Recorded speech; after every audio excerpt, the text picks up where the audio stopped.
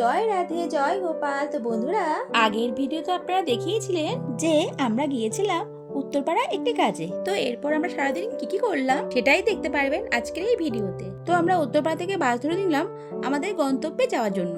আর এই তো আমরা পৌঁছে গেলাম আমাদের আজকের গন্তব্যস্থল শ্রীরামপুরে। তো এটা হলো শ্রীরামপুরের রাধাবল্লভ জিউ মন্দির। 3 মন্দির দর্শনের মধ্যে এটি হলো অন্যতম একটি মন্দির। তো আমরা যখন গিয়েছিলাম তখন মন্দিরটি বন্ধ ছিল, তার জন্য আমরা বাইরে থেকে দর্শন করে নিলাম।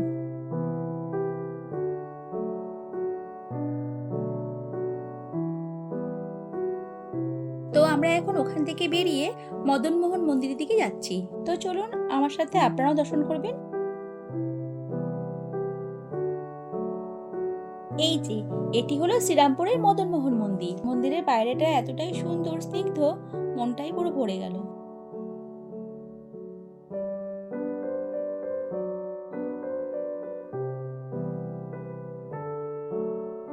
তো এরপর আমরা হাঁটতে চলে এলাম জিটি রোডে। এখান থেকে আমরা টোটো ধরে চলে যাব কোন্নগর ঘাটে।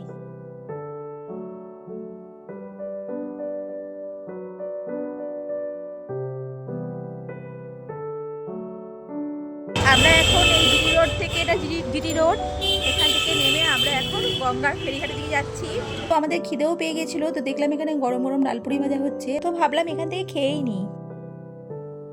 তো আমরা এখন কোন্নগর পানিহাটি ফেরিঘাট থেকে টিকিটটা কেটে নিলাম।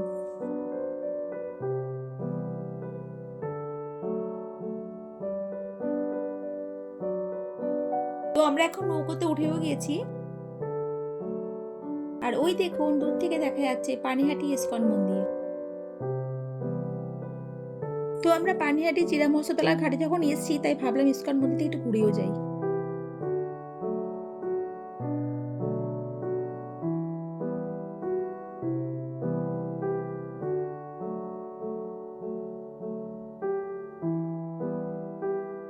এখন আমরা অটোতে বসে পড়েছি সোদপুর স্টেশনে যাওয়ার জন্য। তো এইভাবেই আমরা আজকে সারাটা দিন কাটালাম। দেখা হচ্ছে পরের ভিডিওতে। ততক্ষণের জন্য টাটা।